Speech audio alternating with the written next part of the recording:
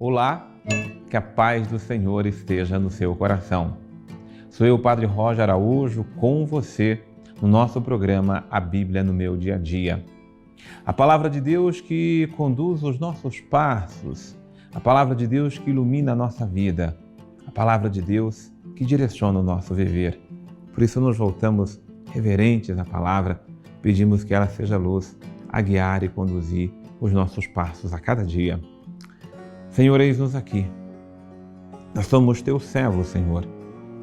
Queremos viver a tua palavra. Queremos praticar a tua palavra. Queremos que a tua palavra, Senhor, seja luz a cada dia, a iluminar os nossos passos, a dirigir a nossa vida. E é por isso que nós imploramos, dai-nos a tua graça, dai-nos a tua bênção, Senhor, para que vivamos reverentes a ti. Em nome do Pai, e do Filho, e do Espírito Santo. Amém.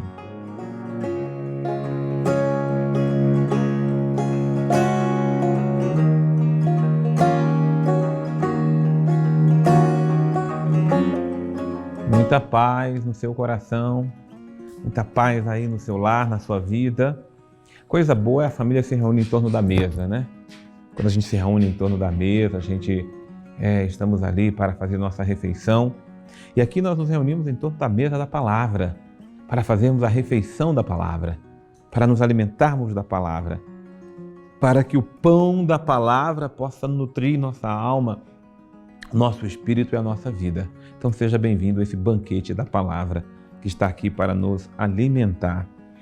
Vamos hoje estudarmos o Evangelho de São Mateus. Então anote aí no seu caderninho, Mateus capítulo 17, versículos de 14 a 27, ok? Então, vamos agora deixar que essa palavra, que a palavra de Deus, ela caia em nosso coração. E você vai vendo que a gente vai lendo, vai refletindo e vai pegando os elementos, e por meio desses elementos da palavra, eles mesmos vão direcionando a nossa vida e o nosso coração. Quando voltaram para junto da multidão, alguém aproximou-se de Jesus, caiu de joelhos e disse: Senhor, tem compaixão do meu filho. Ele sofre convulsões e passa muito mal. Muitas vezes cai no fogo ou na água.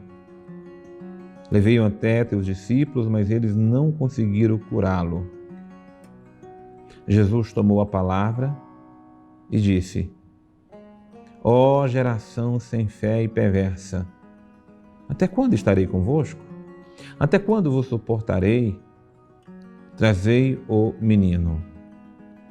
Bom, aqui primeiro vamos parar no versículo 17. Aqui tem umas afirmações duras de Jesus, mas ao mesmo tempo essas afirmações duras são princípios para nós, tá? Com Jesus, com a palavra de Deus, nós aprendemos o que devemos ser e o que não devemos ser, o que devemos fazer e o que não devemos fazer. Então Jesus está afirmando: geração sem fé e perversa.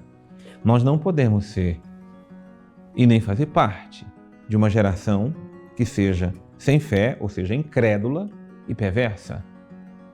Porque aqui é um mal, a perversidade na verdade é um mal terrível. Perverter-se significa perder-se. Então a gente vai se perder se a gente não tem fé. E vivemos de uma forma incrédula. Não acreditamos, desanimamos, vivemos sem rumo, sem direção. Desculpa, a geração que vivemos é assim também e nós não podemos seguir essa geração. Não, nós não podemos, nós temos que ser o contrário, nós temos que ser a geração da fé e nós temos que ser a geração da bondade, a geração convertida a Deus. Quando Jesus pergunta: até quando estarei convosco? Porque eu estou no meio de vós, eu estou convosco, está se referindo aos seus discípulos e também a nós, ele está conosco e é como se ele não tivesse. Aqui é um puxão de orelha daqueles assim, sabe? Às vezes eu estou vendo as pessoas dizendo que o mundo não tem mais jeito, que a vida não tem mais sentido, que tudo acabou. Eu fico perguntando, mas espera aí. A luz de Deus, a graça de Deus, Jesus no meio de nós não tem sentido nenhum. aí de fato é uma perversão, é a chamada perversão da fé. Ou seja, a pessoa está perdida na fé, está sem luz, está sem direção, está sem Jesus. Então, você, minha vida não tem mais jeito, mas Jesus não faz parte da sua vida, Ele não é o nosso Senhor, Ele não é o nosso Salvador. Como é que alguém vai trazer um drama para você e você vai dizer para essa pessoa que o drama dela não tem mais jeito? A palavra diz que essa pessoa, se ajoelhou e pediu compaixão pelo seu filho, por tudo que ele estava sofrendo, passando. Não importa o tamanho do mal que o ser humano esteja passando ou vivendo, a luz, a salvação para ela se chama Jesus. A incredulidade dos discípulos de Jesus foi não saber o que fazer. Nós não podemos deixar ninguém na obscuridade e nem vivermos na obscuridade. Quando alguém vem me apresentar um problema da vida, por mais difícil que seja aquela situação, eu digo, precisa voltar para Jesus. Seu drama, seja ele psicológico, psíquico, físico, volte-se para Jesus. Em primeiro lugar, quando a gente se volta para Jesus, mas se voltar de coração, com fé e confiança, porque eu vou lá para ver se Jesus tem algo para fazer por mim. Se eu vou ainda com aquela coisa, eu vou ver se Ele tem, então eu não estou indo com fé, então não se voltou. Não, eu me voltei para Jesus porque Ele é o meu Senhor e meu Salvador. E se Jesus me salvou, Ele me libertou e eu agora encontrei o que é essencial. E tudo mais vos será dado no acréscimo. Então, por favor, não sejamos geração má e perversa. E a ordem de Jesus é, trazei aqui o menino. Por que o menino? O menino aqui é um problema. O menino aqui é o drama. Nossos filhos não são, mas muitas vezes nós transformamos os filhos, as situações difíceis em dramas e problemas. Se nós não sabemos lidar com esses dramas e problemas, é preciso levar nossos dramas, nossos problemas para o coração de Jesus. Se nós não sabemos, se nós estamos se esquivando dos dramas das pessoas, é porque nós não estamos levando para Jesus. Estamos simplesmente nos entregando. Nós estamos simplesmente dizendo, desanimando, não tem jeito, o que fazer? Leve para Jesus. Então a ordem é, trazei aqui o menino. Já que ele é um drama, já que ele está se manifestando como um problema, trazei ele para mim. E aí, olha os passos de Jesus, versículo 18. Jesus repreendeu o demônio e este saiu do menino que ficou curado a partir desta hora. O demônio é um problema. O demônio é o grande problema da humanidade. Porém, se ele é o problema porque ele é a escuridão, porque ele é as trevas, Jesus é a luz, Jesus é a solução. É Jesus que vence todo o poder das trevas. Esse menino, com certeza, estava sendo tratado como se ele fosse um problemático, um lunático, por aquilo tudo que ele está vivendo, tudo aquilo que ele passa. Ele tem convulsões, ele passa muito mal, ele cai no fogo, na água, Quantos filhos estão vivendo? Ora, às vezes eu percebo que primeiro tem que expulsar o demônio que causa o medo, que causa o desprezo, que causa a falta de amor, para não cuidarmos do amor que representa os nossos filhos, seja qual for o drama que eles tiverem. Então Jesus expulsou, o menino ficou curado, restaurado, porque o poder de Jesus faz nova todas as coisas. Então os discípulos, os incrédulos discípulos, aproximaram-se e lhe perguntaram, Jesus, perguntaram em particular, tá? É importante essa ênfase aqui. Por que não conseguimos expulsar o demônio?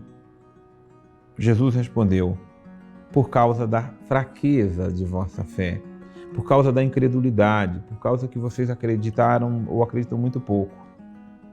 E em verdade eu vos digo, aqui está a maior princípio que nós precisamos guardar e gravar no coração. Se tiverdes fé do tamanho de um grão de mostarda, direis a esta montanha, vai daqui para lá e ela irá. Nada vos será impossível. Nada é impossível para aquele que tem a fé. versículo 20. E aqui, Jesus não está medindo o tamanho da fé, né? Ele está medindo a fraqueza da fé. O que é a fraqueza da fé? A fraqueza é quando a gente cai, ou seja, a fraqueza da fé é a fé decadente, é aquela fé descrente. Eu creio em Deus, mas não sei como é que vai ser. A pessoa faz até a pose do descrente, daquele que realmente não tem convicção do que crê. Não! A sua fé pode ser pequena, mas que seja convicta, que seja verdadeira. Porque se tivermos fé do tamanho de um grão de mostarda, você pega o grão de mostarda, ele se perde aqui na linha das suas mãos. Sabe aquelas linhas aqui? Tão pequenininho que é o grão de mostarda. Mas não importa a sua fé, se ela é singular, se ela é pequena, mas que ela seja fé.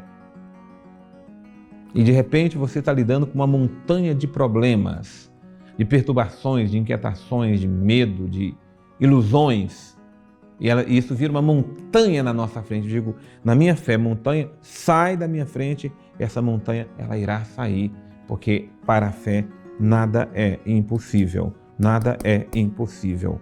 Grava no seu coração essa verdade de fé, esse princípio eterno que nos é dado aqui no versículo de número 21. Nada é impossível para quem tem fé. Então, vamos viver da fé, porque a fé é que conduz os nossos passos. Versículo 21. Tá beleza? Vamos chamar conosco aqui agora o nosso querido Padre Antônio Xavier. Hoje nós estamos diante de um texto muito interessante que trata da cura desse menino que se contorcia e que tudo aquilo que ele faz nos leva exatamente ao quadro hoje em dia de epilepsia, embora dentro do Evangelho se diga que é um demônio que isso realiza. E isso, gente, só essas palavrinhas já geraram problema demais aí na história do último século. Nós tivemos alguns, inclusive biblistas, que entenderam que esse tipo de coisa, de milagres que eram apresentados, né, expulsando demônios, fazendo coisas, que tudo isso era uma espécie de mito que tinha ido parar dentro da Sagrada Escritura e que por causa disso, tudo aquilo que não era explicável assim pela razão não poderia ser aceito. Mas isso, na verdade, é uma grande bobeira. É uma grande bobeira, porque o que está em jogo aqui, mais importante, não é o fato de que se era um demônio ou se tratava de uma doença, de uma epilepsia. O que está em jogo é que Jesus curou de maneira imediata aquilo que ali estava acontecendo. E isso a gente precisa entender de maneira muito clara. Lá no passado, qualquer distúrbio, eles pensavam que era de verdade ações de demônios. E esse conceito realmente precisa ser um pouco ajustado para a nossa realidade de hoje, porque não é assim. O demônio age, ele tem seu espaço, ele faz outras coisas também, mas não quer dizer que todas as coisas possam ser remetidas imediatamente a ele. Mas o inverso, a Jesus, todas podem ser remetidas, porque seja uma coisa ou seja outra, de qualquer forma é ele que de maneira imperativa termina por realizar. Então, eu diria o seguinte, se não era um menino endemoniado, era um menino epilético, onde é que o milagre desapareceu? Quem é que cura uma epilepsia de contato direto? Ninguém o faz. Por isso nós precisamos sempre lembrar disso. Uma coisa é a mentalidade própria do tempo, que pode ser atualizada. Outra coisa é aquilo que de verdade interessa aos evangelhos, mostrar quem é nosso Senhor. Ele é aquele que quer seja forças espirituais maldosas, quer seja doença, seja lá o que for, nada é adversário para ele. O que não quer dizer que ele vai realizar todas as curas, porque a mais importante de todas é aquela do nosso coração, porque de qualquer forma, um dia nós estaremos entrando no céu com ele para vivermos ali para sempre. Então, não é que uma cura ela vai definir a nossa vida para sempre, mas a presença de Jesus, essa sim vai defini-la de maneira definitiva. Jesus, filho de Davi, tem compaixão de mim. Tende misericórdia de mim e liberta-me da minha incredulidade. Liberta-me da minha falta de fé. Liberta-me, Senhor, da fraqueza da fé. Por todas as vezes que fraquejei, desanimei, desacreditei e não te busquei. E não coloquei em ti a minha confiança, a minha esperança, porque tu és o meu Salvador. Tu és a minha luz. É a tua graça, Jesus, que expulsa todos os demônios, os males, que atormentam a nossa alma, que nos traz medo, pavor, pânico, desespero. Perdoe-me, Senhor, quando não coloquei em Ti a minha fé e a minha confiança. Eu creio, mas aumenta a minha fé. Me dê uma fé viva, uma fé verdadeira, para que eu possa tirar todas as montanhas que tenham colocado à minha frente e não tem me permitido enxergar a Tua graça. Ao Teu nome, Senhor, o poder, a honra e a glória para sempre. Em nome do Pai, do Filho e do Espírito Santo. Amém. Veja que bênção é a palavra de Deus, né? Ela vem ao nosso encontro, ela nos socorre, ela nos auxilia, ela nos forma para sermos verdadeiros discípulos do Mestre Jesus. Deus abençoe você. Eu te aguardo no nosso próximo programa, A Bíblia no Meu Dia a Dia.